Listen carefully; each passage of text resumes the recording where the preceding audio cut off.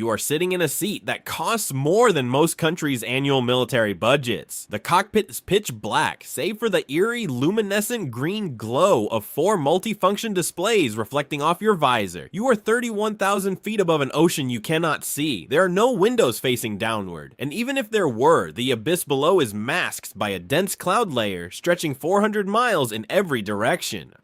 Pattern interrupt. Thay join hip jo jotin goat. Gyong jo cham lai thi tam. Breathe in, breathe out. The air smells of sterile, recycled oxygen and cold metal. There are only 2 of you in this Leviathan. You in the left seat. Your mission commander in the right. Nobody else on planet Earth knows your exact coordinates right now, except for a solitary watch officer. He sits in a windowless room in Missouri, tracking your transponder on a system so heavily classified that the very screen he watches doesn't technically exist in any United States Air Force inventory. You are at the helm of a Phantom, the B-2 Spirit. The aircraft weighs 360,000 pounds fully loaded. It is 172 feet wide. It has no tail, no vertical stabilizer, not a single right angle anywhere on its exterior. Because right angles reflect radar energy, and your entire existence up here is predicated on one absolute law: do not be seen. This machine wasn't designed to be stealthy. From the first pencil sketch to the final rivet, it was designed to be invisible, and it is the most expensive operational aircraft ever built by mankind. $2.2 billion per airframe. There are only 20 of them in the world, but the astronomical price tag is nothing compared to the psychological toll exacted on the human sitting in that seat, and because the target you are flying toward was selected 72 hours ago by people you will never meet, and what you are carrying in the bomb bay right beneath your feet requires a cognitive architecture that most human beings simply do not possess. You think you are a pilot, but up here in this isolated realm, that word loses its conventional meaning, because the cold hard truth is, you are not flying this airplane. The B-2 Spirit is aerodynamically unstable by design. Those sleek lines, the total absence of a tail, the smooth bat-like wings, they weren't engineered to conquer the wind. They were engineered to conquer radar. And the price of that absolute invisibility is a machine that naturally wants to fall out of the sky. If you were to rely on human reflexes alone, this 360,000-pound Leviathan would tumble out of controlled flight in less than a single second. Physics does not grade on a curve. So what are you actually doing in that left seat? You are making requests. Every time you move the stick, your inputs do not go to the wings. They go to a bank of 4 redundant fly-by-wire computers. You tell the machine what you desire. The machine translates your human intent into complex algorithms, adjusting the control surfaces 40 times every second just to keep you alive. It is a deeply clinical partnership. The machine does the mathematical things your biology cannot achieve, and you make the moral decisions the machine is fundamentally incapable of making. But to even reach the point where the United States military trusts you to form this partnership, to sit in that seat and talk to those computers, you had to survive a crucible, a multi-year gauntlet that systematically broke the majority of the people you started with. 7 years ago, Columbus Air Force Base, Mississippi, you were a second lieutenant with wings you had not yet earned, staring at a whiteboard covered in aerodynamics equations. That was the exact moment you realized your engineering degree from the Air Force Academy had prepared you for approximately 40% of what pilot training actually demanded. Undergraduate pilot training, 52 brutal weeks. The washout rate varies by class, but it aggressively averages between 20 and 30%. You watch friends quietly pack their bags and disappear from the barracks in the middle of the night. You started in the T-6 Texan II, a turboprop trainer. It taught you basic airmanship, how to recover from a violent spin, how to fly on instruments alone when the clouds swallow every visual reference, and your own inner ear violently lies to you about which direction is up. Spatial disorientation is a silent killer. Then came the T-38 Talon, a supersonic jet trainer built in the 1960s that flies like a scalpel through the air. It punishes every imprecise input with immediate, unforgiving feedback. It is a machine designed to violently teach you one simple lesson. Physics does not care about your ego. You survived. You graduated. You received your wings. A small metal pin you will wear on your flight suit for the rest of your life. A symbol of absolute mastery. But mastery of flight was merely the baseline. When selection day came, you weren't chosen for fighters. You weren't chosen for cargo. You were selected for bombers, specifically the B-2. And you were about to discover that the military wasn't just evaluating evaluating your hands and your eyes, they were about to tear apart your mind. Fewer than 100 pilots in the history of the United States Air Force have ever been qualified to fly the B-2 Spirit. To become one of them, the selection process had to evaluate more than just your hands and feet. It evaluated your soul. You were placed in a room with a flight surgeon and a clinical psychologist. They didn't ask about aerodynamics, they asked questions that sounded philosophical, but were ruthlessly diagnostic. How do you process the concept, they asked, of being personally responsible for a weapon that could end hundreds of thousands of lives in a fraction of a second? They weren't asking if you could pull the trigger. Sociopaths can pull triggers. Detached individuals can push buttons. They were asking if you could do it and then fly the aircraft home and eat dinner and sleep and function the next day as a human being who exists in a society that depends on the weapon you carry, while desperately hoping you never have to use it. Your answer mattered far less than the way you answered it. They were searching for a very specific cognitive architecture, not detachment, not bloodlust. They needed a structured moral framework that deeply acknowledges the crushing weight of the mission without being crushed by it. Most human beings cannot maintain that mental structure under sustained contemplation. They break. You didn't. That is why you are sitting in this $2.2 billion seat.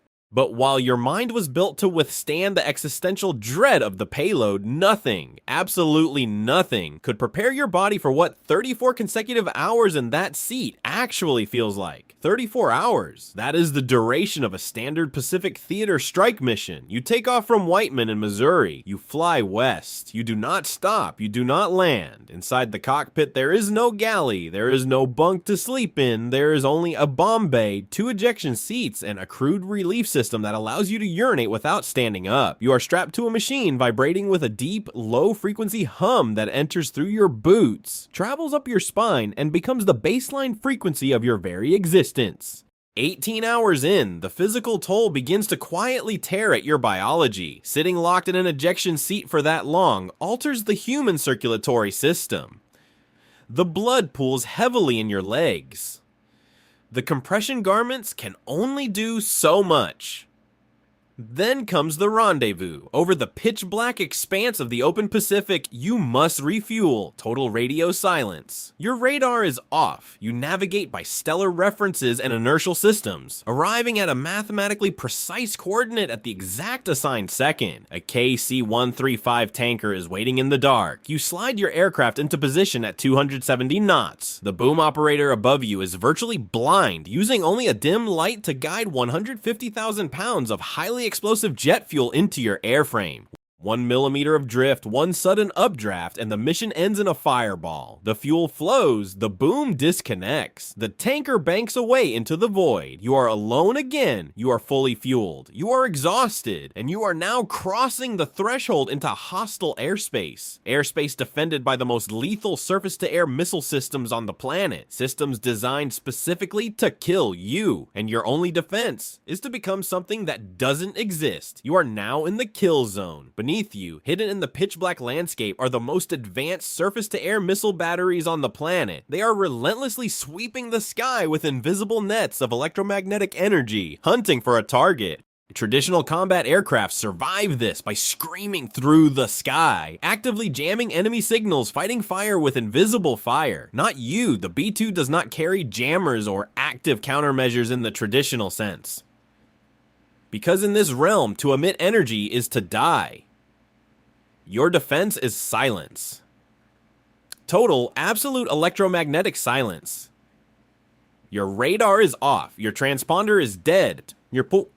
Your radio is locked on receive only. You emit nothing. You absorb everything. The classified radar absorbent skin of the aircraft drinks in the enemy's radar waves, scattering whatever remains in every direction except back toward the transmitter. Consider the sheer, terrifying absurdity of this physics problem. You are flying a machine with a 172-foot wingspan. You are dragging 360,000 pounds of mass through the atmosphere. Yet, the radar signature you present to those lethal batteries below is roughly the equivalent of a large insect, a moth. A $2.2 billion moth flying through a spiderweb without touching a single thread. But invisible does not mean invulnerable. If a bomb bay door opens a fraction of a second too early, if a specific angle is compromised, the moth instantly becomes a leviathan again, and the sky will erupt in fire. You hold your breath as you cross the final waypoint. The target coordinates are locked. The bay doors open for exactly 5 seconds. The weapons fall silently into the dark. But what you just dropped on that target is not what this aircraft was actually built for.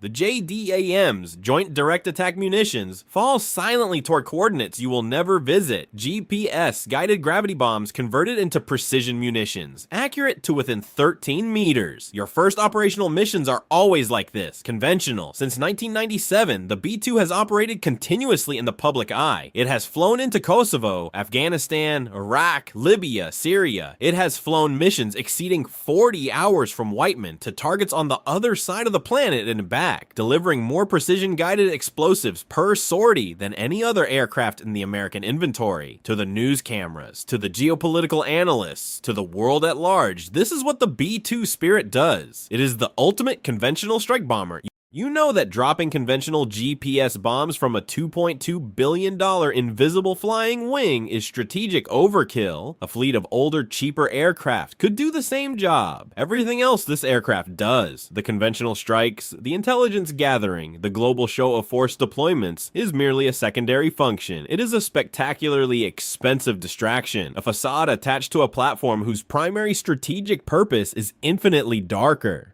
The nuclear mission is the reason the B-2 exists. It is the shadow that follows every crew, and the true payload, the one you practice delivering in deeply classified simulators that require clearance beyond your already elevated top secret access, isn't measured in pounds of explosives. It is measured in the extinction of cities. You are carrying the coordinates. They are loaded into a weapon system linked to 16 B-83 nuclear gravity bombs. Each one is a cylinder of polished silver and focused destruction, capable of producing a yield of 1.2 megatons. Let the math of that number sink into your marrow. 1.2 megatons is 80 times the destructive force of the weapon that erased Hiroshima from the map. You're carrying 80 Hiroshimas in your bomb bay. If you do your job correctly today, nobody will ever know you were here. If you do your job incorrectly, you will either be a ghost, or you will have initiated a sequence of events that cannot be stopped until the world as we know it ceases to exist. There is no middle outcome at this altitude. It is a profound contradiction. Back at Whiteman Air Force Base, you are a neighbor. You coach your daughter's soccer team. You buy groceries at the Walmart in Knob Noster. You sit in a church pew on Sundays. But here, 31,000 feet above the clouds, you are the authorized agent of the apocalypse. You hold the certification, a document signed by the highest levels of the United States government, confirming that you are trusted to deliver a weapon that could kill more people in a single release than any individual human action in the history of our species. Most people would be crushed by that framework. Their hands would shake. Their minds would fracture. But you have been engineered to contain the contradiction. But even the most stable mind cannot save the airframe once the weapon is released, because once that silver cylinder leaves the bay, the laws of physics turn against you. You have exactly 90 seconds to perform a maneuver that will either save your life or tear the B-2's wings from its body. The weapon is gone. In the darkness of the bomb bay, 16 silver cylinders are now falling through the thin air, slave to gravity and a terrifying mathematical certainty. Now you have exactly 90 seconds to outrun a sun. You don't just turn the B-2, you wrench it. You initiate the escape maneuver, a banking turn at maximum performance that feels less like flying and more like a violent collision with physics. 4 Gs. Suddenly your body weighs 4 times what it should. Your head is forced down into your chest. Your vision narrows into a gray tunnel as the blood is drained from your brain. You are fighting to keep your eyes on the instruments while the $2.2 billion airframe groans under a load it was never truly meant to sustain. You are accelerating away from the coordinates at maximum thrust, putting as much distance as possible between your visor and the detonation point, because even at 31,000 feet, you are not safe. When a 1.2 megaton weapon ignites, the thermal pulse travels at the speed of light. It will hit your aircraft before the shockwave does. If you are too close, the heat will bubble the radar absorbent skin off the wings, melting the very technology that makes you invisible. Then comes the shockwave, a wall of compressed air that can snap a titanium spar like a toothpick. The margin between a successful escape and structural failure is narrower than you are ever comfortable knowing in training. You hold the turn, you hold your breath, you wait for the flash you hope you never see. Yeah, the clock hits 0. The darkness remains. You have survived the release, but the mission isn't over. You still have 18 hours of flight time between you and the soil of Missouri. 18 hours to sit in the silence and think about what you just did and the world you might be returning to. You land 34 hours after you took off.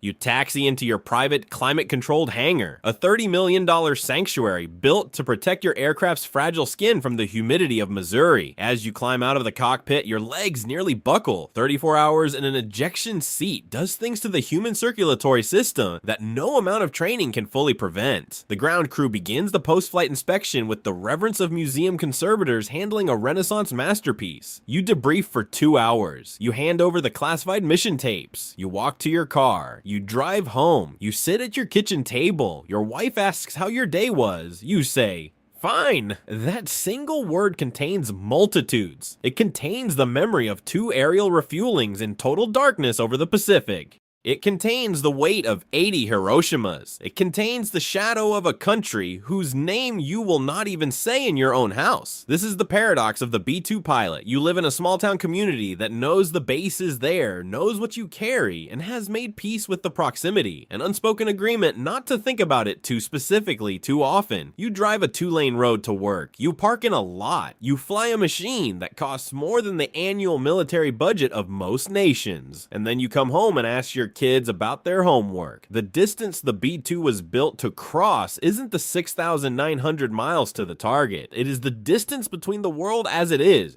and the world as it might become if you ever actually do what you are trained to do. Every day for nearly 30 years, the judgment of the people in that left seat has been the same. Not today. Today we fly, so the weapon remains a shadow. Today we train, so the bomb bay never has to open for a final time. That is the mission. Not destruction, deterrence. The B-2 exists so that what it carries never has to exist outside of it. If you've made it this far, you are part of the fewer than 1% who seek to understand the heavy machinery of our world. Subscribe, turn on notifications. The next mission is already on the horizon.